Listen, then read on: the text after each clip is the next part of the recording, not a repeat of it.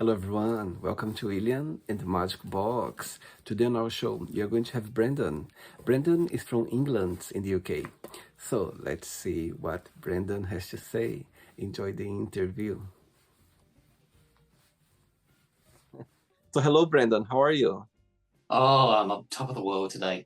It's been the calmest day that you can ever imagine over the past 2 months. It's kind of like just like sit down, reflect on the way that the year started already, and it's just kind of like, oh, we can relax finally, just one day, and then it's kind of like right, tomorrow starts, and then we go from there. Amazing. So tell me, what has been the highlight of your day today? So the highlight of the day, about 4 hours ago, I had a similar sort of call with a newly set up radio station. So at some Wow, point over the next month, I will be a radio presenter for 2 days in the morning and pretty much 7 nights a week. it's amazing. So yeah, it's been quite a day. Um, But and tell yeah, me where you from. I don't know. It's kind of like I'm just at that stage now where I'm just like, oh, like if I don't know where you start. Like going out, I've done 40 public pianos this year. Um, the moved halfway across the country, complete new job. I've met in person well over 50 people from online social medias of people that I've connected with. What was it?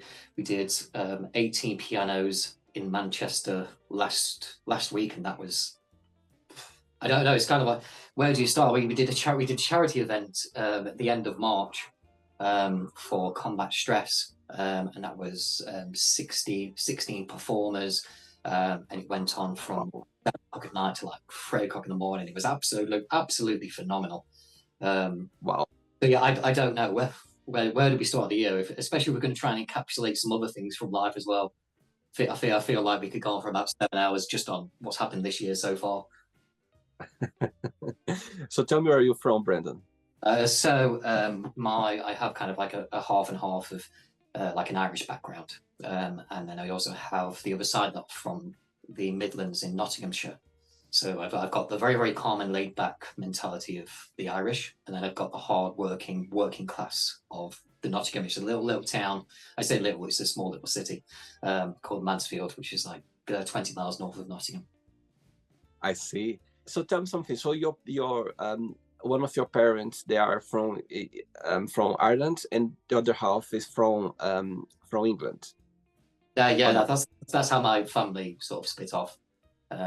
Obviously, obviously with the way that the economy worked at the time, sort of like with them, sort of never obviously the difference between like housing prices and sort of like local environments. Obviously, it was a very intelligent decision to move to that kind of area anyway. Even I though see. the south of Ireland and Cork is a beautiful place, but then I did have Yeah, wood forest on my doorstep, so I managed to trade it off for something still just as beautiful. that's amazing. So you grew up in Ireland and spend most of your time in England. No, I grew up in England. I developed myself in England in Nottinghamshire. Mm, I see. Amazing. So tell me a little bit about your career as a musician, as a pianist. Oh well, it kind of all encapsulates. So I started playing piano at about 4 or 5. We had a little electronic piano at home, and I was just kind of like sat there picking up things from TV themes. Obviously, I was no like Project A like Mozart or anything like that, but just like picking up small little jingles and stuff like that. Then started having lessons. Then we go down the classical route, sit there, do grades, go to exams, be completely terrified out of my mind, and all the stresses that come with 3 pieces on an exam, and then get a little piece of paper that says you've passed with pass, merit, and distinction, and all that. And then we get to, what is it, about 16. I pick up a small little guitar or a ukulele, and I started playing around the ukulele. And then the ukulele grew up and became a guitar. And about that time is when I was in the school brass band as well. And I played trumpet. So like literally it was kind of like just like encapsulate everything. And then it was probably about 18 years old is when I first went on stage as a musician. Yes, I've done like the piano. I've done like piano, like small little like dramatic arts classes and stuff like that, where I showcase whatever it is I'm learning. But 18 is like the true true year where we develop ourselves, and it's like, I'm going to perform on stage, I'm going to sing a song. And I remember the first time I took my guitar on stage, forgot half the lyrics, stumbled through all the chords, made it complete, full of myself, and came off, and everybody gave me a hug and he said, "Oh, it was absolutely fantastic." And I'm thinking, that's just the wet alcohol talking at this moment in time. You don't have to lie to me. And then it's kind of like, right, it all sort of then starts kind of like snowballing from there. Then it's like, well, what can we do next? Oh, let's go and do some random competition. Let's go try do Britain's Got Talent. Let's go try do X Factor. All of those are just obviously the commercialised things. They're still an absolute great experience. I remember spending 6 hours within the Britain's Got Talent, sort of like the whole like waiting, sort of like sitting in circles because it was in Manchester and can't even remember where it was. I think it was the old arena. And they're like sitting in circles of like 20 and having like chats and stuff like that. And doing that. And then the big thing was, what would it be? 2016 is when I did Open Mic UK, and I got through to the semi-finals of that. And that was just like a whole other world of experience. It's like the first time I played in front of like 600-700 people. And what came on from that is sort of like a bit more of an establishment myself as like a musician, to which then the following year, then I go and play for like my local football team, which was Mansfield Town Football Club, for their awards dinners. And then there's another like 500 people, and I'm like stood up there, not for like 2 songs, I'm stood up there for like an hour and a half performing in front of all these people. And then it's kind of it's like that next boundary and that next bridge, and then it's like, well, how do we go higher from here? And then I started doing it quite regularly, got to about 4 and 5 nights a week. So I was like finishing my work, going off, doing an open mic, or doing a gig, or just going to like a small community or something like that, and just playing and just having the time of my life. And then after about 8 months, I kind of like fell out of love with it. More in like the side of exhaustion. It was kind of like every single night doing it. And then I signed up to an agency who then started booking me gigs. And I ended up with this week work, and they booked me in for a gig in Newcastle on the Friday, and then a gig in Portsmouth on the Saturday. So I obviously travelled up to Newcastle, all gear, a car that's worth less than the actual equipment itself. Down to Portsmouth, had about 4 hours sleep, then woke up, had breakfast, and I remember standing on stage and I'm thinking, I don't want to do this right now. And obviously, as listeners and as people that anybody that appreciates music, you know when somebody's not feeling it. So I knew in my mind I wasn't going to give a performance. But I did it. I managed to find the energy, find the motivation.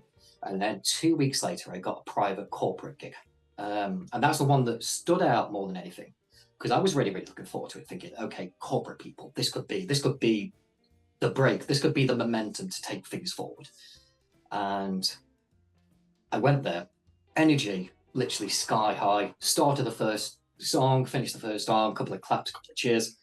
And then for the next 2 hours and 20 minutes, not a single recognition in the room of about 300 people. And I remember by the end of it, just the energy levels in me just like completely washed out. Especially at that time where we're talking, say, even if you go back to like the very, very young age, like 20 years in development as like a musician, thinking, this is what it's all come to. And I kind of just like fell out of it straight away. I finished that one. I closed off my social media accounts and just said, I'm done. And at that time, I closed off. I gave a call to a friend, because all through my life, I've worked as a chef as well. So cooking, the whole putting things on plates and creating artistic natures with them, just as like music. Obviously, music is very energetic. It can be hard, it can be soft, it can be delicate, just as when you're cooking, you can create very hard flavors, very intrusive and objective flavors, and then can be very, very delicate with your starters or your patisserie items and create real works of art. So they kind of like go so much hand in hand. And part of like some of the songs that I wrote, the inspiration has come from the cooking side as well, and sort of encapsulate what the kitchen is about. But I kind of finished that off from that day, closed everything down, and sort of said, right, I'm done with music. I've gave it a good go. I think it was about 25, 26 at the time. And I gave a phone call and then went and got a job at a Michelin star restaurant just north of Leeds. And did a good stint at that. And essentially got to like a different platform in the different variety of career. It's kind of like, right, let's go for cooking. And I went into that, and I fell out with that quicker than what I fell out with fit, because I could. It's kind of like for chefs, when you look inside the fine dining, the Michelin world, you think that the Uh-huh. step foot in those environments, they are kind of like their guts. They're superhuman. They are above and beyond whatever anybody else is capable within the culinary world. And I remember the first week I stepped foot in there. I just was stood there and kind of like prepping the food and sort of like getting things ready for service and thinking, these are just normal people that finish work. Some of them will go to the pub, some of them will go home, and they got the same stresses that everybody else has got, and they make the same mistakes that everybody else does in their day-to-day job.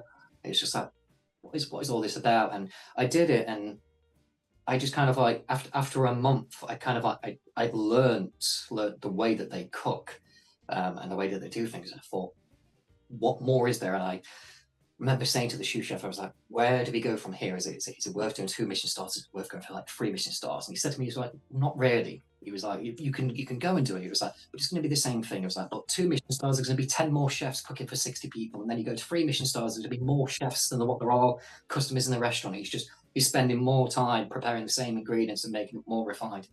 And like I said, I did that stint there and sort of like came out of it. Started to sort of like explore and find where it is I fit within the world, which is one thing that many people in life always try and do. I love the Colonel Sanders story from America.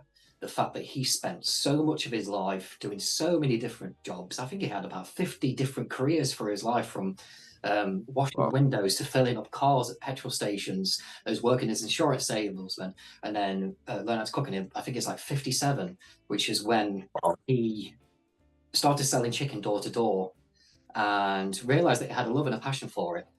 So I love the passion. I love the passion talking about your journey. By the way, during the interview, I'm going to explore a bit more about your life and also about your journey so far. Okay? Yeah. Amazing. Are you ready to go on a beautiful journey through your memories in life and share your point of views? Oh, why not? Let's go for it. Amazing. Welcome to William in the Magic Box. So I have here my best friend.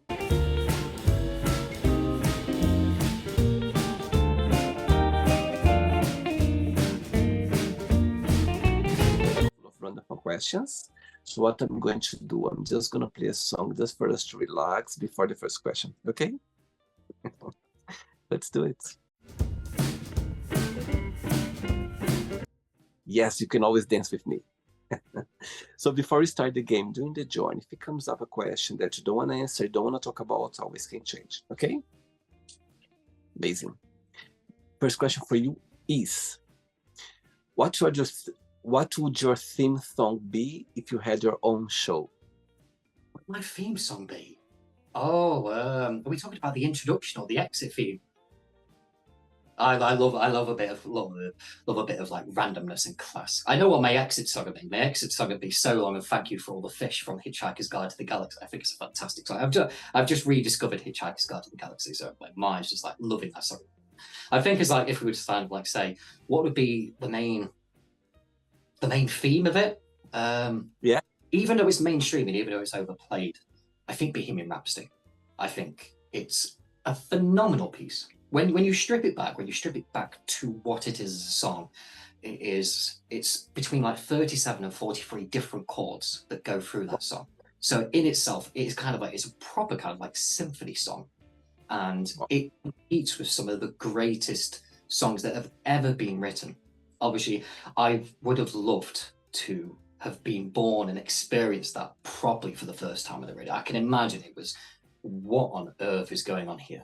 It's phenomenal. So I think something like that would encapsulate what I'm all about. It's just like, there's a bit of this and a bit of that. 100%. Amazing. Perfect. I like that. Next question. Let's do it. Okay. Next question for you is, who are you most thankful for and why? Who am I most thankful for? Oh, now that's a difficult one. It's very, very difficult. Anybody that knows me and has followed me over the past 12 months knows that on each one of my white keys, at least for like 30, there is different names on here. So these, especially when it's like later, doing like the streaming where I'm playing the piano, I'm looking down, I'm looking at all these names that have been very special to me and have sort of like supported me through my journey. I mean, there's people on this piano don't know they're on the piano, but were like piano teachers from when I was like 10 years old, and then people that I went to gigs with that I'm no longer in touch with because we've fallen out of touch through like the development of like social media and stuff like that. But if I'm to put it down to one person, it's a guy called Ben who has no idea that this is happening. We probably have like a conversation maybe once a year, which is like the happy birthdays on social media. But over my journey, he's been the most long-standing. We're talking back when I was 14, and if it was sort of like first playing around music, he came to the first gig when I was 18, and he's followed me through my journey quite extensively. So he's kind of like, he's the bridge between so many different points. So he's probably the person that I thank out of everybody. Okay, so he's watching this interview right now. You have a moment, an opportunity to send him a message. What would you say? Oh no, he's a joker. He's a joker. So I've got to get something. It'd be something on the lines of "Don't worry, we'll sort out that Keen song." As I think one of the messages I've got pinned is we'll do a Keen song together in Helsinki. So yeah, we'll sort out that Keen song. But if I'm gonna send him a more heartfelt message, just like absolutely amazing guy, absolutely phenomenal guy, and everything that has happened, not just within the last 12 months, but the whole road and the whole journey. You are the one that kind of planted that seed there, and you're the one that helped me grow into where I am now, and hopefully where I blossom into in the future. Beautiful. I love it. I can see him smiling right now. Next, next question. For the next question, Brendon, tell me what's the biggest joy of being a musician? What do you like the most about it? Oh, the satisfaction that you give other people when I am sat on a piano in public and you're playing not necessarily like an impressive piece, or no, it's on the same sort of lines. I'm going to stop myself because I know what it is. There is two things that I pick up, especially from the last 2 years, more than anything. The first one was a message. When I was live streaming, someone came on, said, "Could you play this piece?" I knew it already. I played it 1,000 times before, and I just played it, and I felt into it. It wasn't just play and get this over and done with. It's like play it, feel into it. The song itself is beautiful. It's Cat Stevens' father and son. A lot of emotion in there, connects a lot of people together.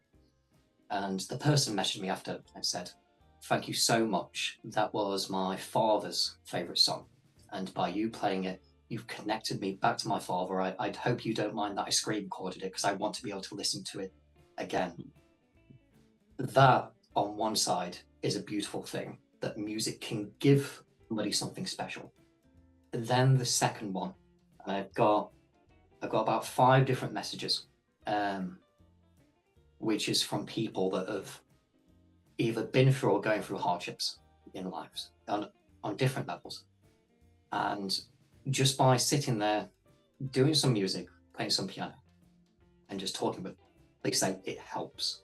I had 30 days off where I didn't do any music at the start of the year. I didn't do any live streaming or anything.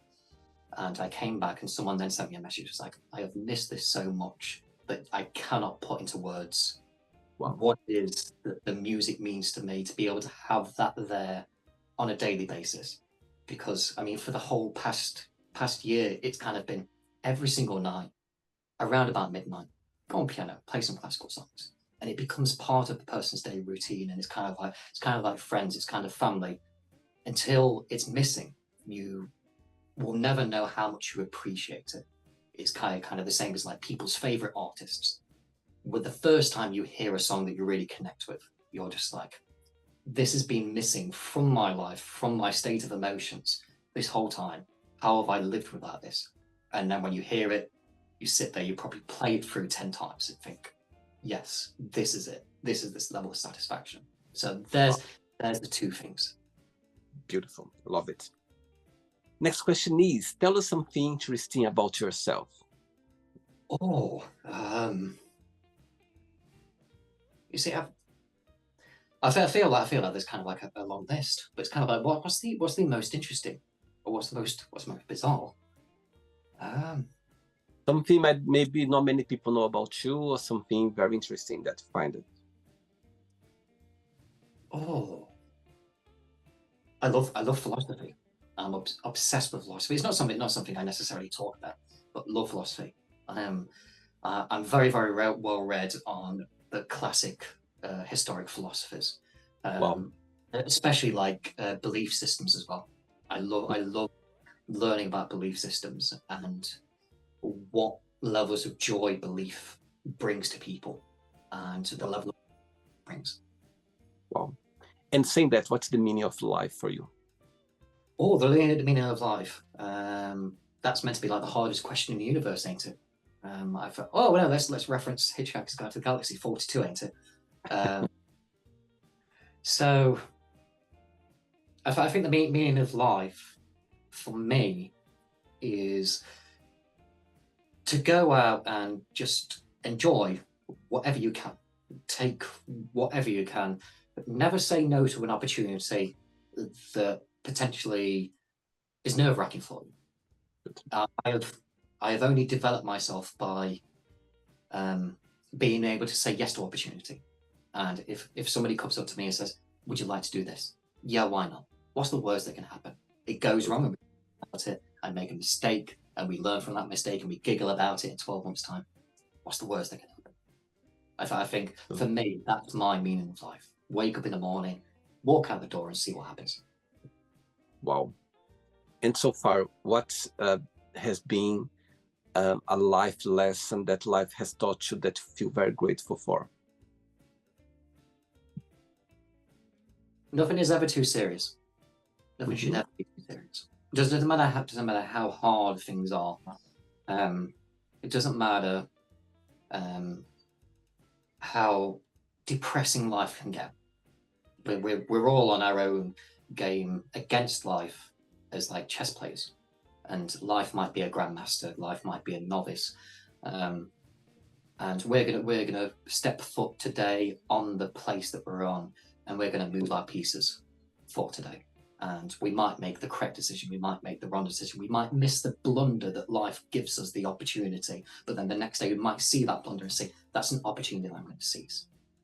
And so if you do get set a board of pieces that aren't in your favor, kind of like giggle it off, smile about it, be like, right, okay, this is the situation I'm in.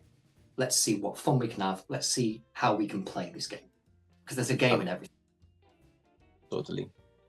Next question, ready? Oh, yes. Let's do it. Next one.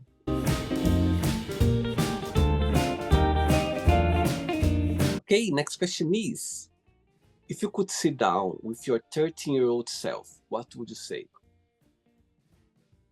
I've heard of this before, and doing the whole philosophy, I've thought very long and hard, and I feel like we can trap ourselves in a paradox. Because if I go back and I tell my 13-year-old self X, Y, and Z, which I think for me would be like, go and say yes to opportunity, go and say yes to experience, just do it. That 13-year-old self does it, then it's not going to be the same me that I am today.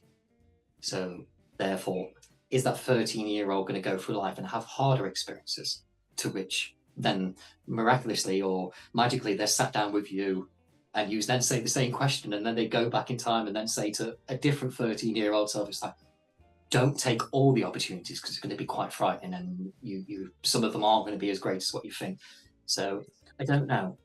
I'd probably just sit there in silence, because my other 13-year-old self would sit there in silence. They wouldn't say two words to me.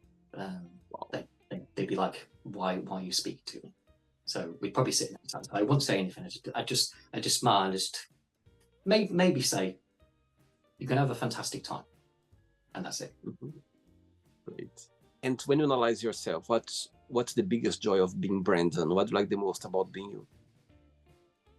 That I'm not afraid of anything anymore. Wow. That's a good point. It's a hard and difficult one. Life has thrown me so many spanners and Mhm. so many difficulties with that. When I went and worked in the Michelin star restaurants, I left the previous job, and the previous job decided they didn't want to pay me because they didn't want me to leave. So I'd left with essentially a month and a half of no pay. So I remember having about a tank and a half worth of petrol, and it's about 100 miles to drive up.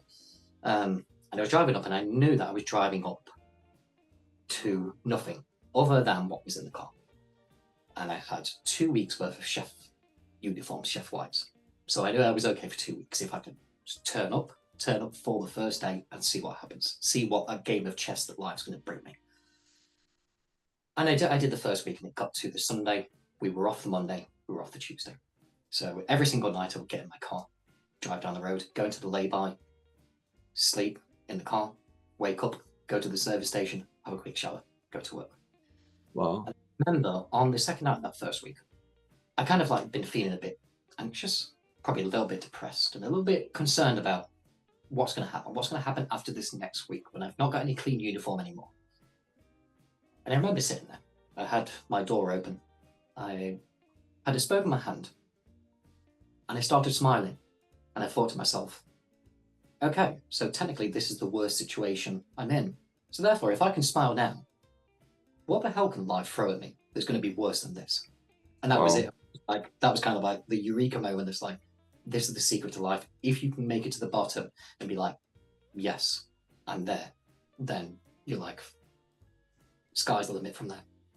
Wow. I love that story, Brandon. I think it says everything. I think sometimes, and I like the way you're smiling. I think that's so amazing because, as you said, you were reaching the rock bottom. You were really down there, and suddenly you had this genuine smile. And I think once somebody told me, smile to life, and life will smile back to you. And I think it's a good example of that. Amazing. Thanks for sharing. Love it. I love it. I love it. I try and share that as much as I can, especially for people that's Beautiful. going. 2 questions left. Let's do it. Let's go for it. Yes, look how he moves. Okay, next question is, what do you think people need to know about each other before they start a relationship? Are we talking like a romantic relationship, or are we talking friendship relationship? Oh no, we're going down that rabbit hole where we start expanding it out. I'm going to play on the romantic relationship. Yes, romantic one. Okay. I don't know, how much does chemistry come into it? Obviously, before you go in a relationship, you're going to make sure that you've got that click with them. You're going to make sure that you find them attractive in some way. Before a relationship, I think the most important is not necessarily open the cupboards and bring out the skeletons, but define the baggage that you've got, because it's a cliche, isn't it? It's if someone can accept you for who you are, for what you bring to the table. If you say, here I am, if I'm in my car and I'm kind of like in the lowest point of my life, and I find somebody that I'm romantically attracted to and they're romantically attracted to me, and I say, this is me, this is my car, this is everything that you can say, and they can say, I still like you and I still want to be involved with you. That's kind of like, there you are. No, that's that. You said two, wasn't it? Two different things, was it? No, just one. What they need to One. know. Okay. Yeah, great. Last question, ready? Oh yes. Let's do it. Last question. Before the last question, tell me 3 names of 3 artists that you always be inspired by. Right. Okay. The first one is Newton Faulkner. He's a lesser known artist in the UK. I know he's had quite some success in the States. He is a veteran of the music scene, and Mhm. he's had between like 10 and 20 top 100 hits. He's a phenomenal musician, and he plays the guitar, but he also does percussive work where he can play the guitar and make a drum beat at the same time. The first time I saw that, I was invested. It's like, this is different. This is not a 4-chord artist that sits there and just plays 4 chords and puts a fancy drum beat on top of it. This is somebody that's looking at an instrument and basically saying, what can I do with it? And everything he's done since is kind of like a different experimentation. I remember one of his songs, he was doing his fancy stuff on the guitar, and then he had a little keyboard synth thing that he had when he was playing with his toes, doing like the bassy sound with his shoes and his socks off, and playing essentially like the synthy sound. It's just like, yes, absolutely beautiful. And listening through his songs is just kind of like, everything is kind of like something different. It's kind of like, you listen to one album, it's like one thing, and you listen to another album, it's a completely different progression. And it's like, yes, absolutely. That's the olive branch that kind of like brought me into the performance side of it. Wow. Coming on from there, it's got to be Freddie Mercury. Freddie Mercury, in terms of like the musical genius that man pull off, was phenomenal. The way that he could adapt his voice, you listen to his voice over the years and the different things that he tried with his voice and the way that he played around with his voice, it's just phenomenal and beautiful. And the way that he could hold himself on a stage. I remember last year on TikTok, I was coaching for a few creators. And I was saying, like, when you go live on TikTok, this is what you need to do. You need to look at someone like Freddie Mercury and own the stage, own your phone screen, because if you can portray that level of energy, people they're gonna radiate off you. It's like when you watch Freddie, when you watch that final Band-Aid, it's kind of like, you feel it, you feel that energy, you feel the control and the power and the level of happiness that comes to it, and the emotion as well. So that'd be the second. And then the final one was the first album that I ever bought where I discovered this artist. And that's saying something, because I never used to buy albums. I grew up in a generation where everything was online. And I remember I went down Portsmouth, I met up with some family, and I went to the store, and I was kind of like looking through jazz, because I was really interested in jazz at that time. I was like, I want to find some jazz artists. And there was this thing with Jamie Cullum, and I bought Momentum. I got Momentum, got in my car, put the CD in, and that CD didn't exit that CD player for about 2 months, just on repeat, over and over again. And I kind of thought that was the only thing. I mean, Jamie Cullum was never like an artist that I really properly listened to. I knew that he had, or has a radio show on BBC Radio 2. But I'd never really been captured by him as of yet.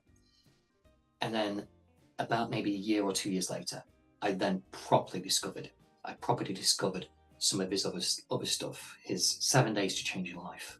I learned that he'd done a song which I think is one of the most beautiful modern songs, which is Gran Torino from the film. Listen to that, and then I listened to Mixtape, and wow, it's just kind of like, that man can make music that is against the grain and revolutionary compared to what everybody else puts out. Wow. Okay, so let's pretend that there are 3 of them that are still with us, yeah? And one day you're gonna wake up in the morning with 3 missed calls on your phone for those 3 you just mentioned right now. Which one you call back straight away? Which one you send a message, I'll call you back later? And the third one, you don't call back, you don't send a message, you just say, I can talk to him another time. Tell me. Oh, goodness me, that's a horrible one. Two of them are still alive. Tell me. If I put any of them in a box, and any of them ever by chance watch this and I meet them on stage, they'll be like, you said you were going to message me. I know. You're on the spot now. Oh, well, one of them I've already sent a message, so I'll put Newton Faulkner for a message. I sent a message about 3 months ago. I was just like, if you by any chance you ever read this message, I'm here, I exist, and I would love to stay in the same room as you and just do music. So I'll quite happily stay by the message one, because I've already done that. Oh. But then I don't want to never ever call either of them. No, I think, okay. I feel like if I met Freddie in person, we'd be like polar opposites. So I don't know whether we would connect on the same level. Our musical journeys are very, very, very different. But you don't know the reason why he's calling. Just you need to. Yeah. Don't try to be cheeky, okay? Being cheeky now. I call Jamie Cullum back. I call Okay. Jamie Cullum. I can listen to Jamie Cullum talk. I've watched loads of his stuff from like his masterclasses and just his general like online posts and stuff like that. So I know that if I called him back, even if it was about music, we could sit there and chat for hours. Oh my God, I can't believe you ignored Fred Mercury. Wow, that's a big thing. Okay. Takes a special kind of character to not call Freddie Mercury back. Last question is, what did you think was the most challenging part of being a kid? Well, I grew up and I was very, very autistic and I couldn't understand why. Mhm. I found the most weirdest of things interesting. Excel spreadsheets and how things work and put together. So I was never very social. Any phone conversation from my end would, you'd probably be able to count the amount of times that I said a word on one hand. It'd be yes, no, and goodbye. And that would be the conversation, even if it lasted half an hour. So at that time, not understanding why I thought the way that I thought, not understanding why I was never as energetic as everybody else, or really had like the capacity to sort of like properly showcase emotions to things. Like if someone passes away, I've never been able to have that proper emotional connection to be able Wow. to feel the level of grief. Whether there is something bottled up in a cupboard somewhere in my brain, I don't know. But Wow. when I could never understand why. And obviously, when we're younger, we're told to express ourselves and say, I can't do that.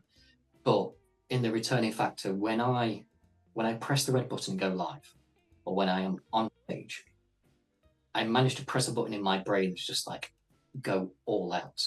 Don't hold anything back. Wow. Love it. Amazing. Uh, Okay, so sorry? oh no, sorry. I was about to say. I think that's that maybe.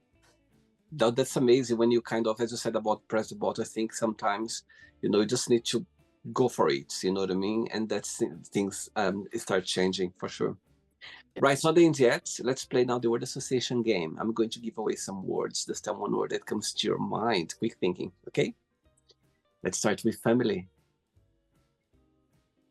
Friends, Money. unnecessary, Fear. non-existent, Love. not yet, Oh, sweet. Life. enjoyment. Sex. Been a while. Oh. Religion. Purpose, Okay. Friendship. essential, Politics.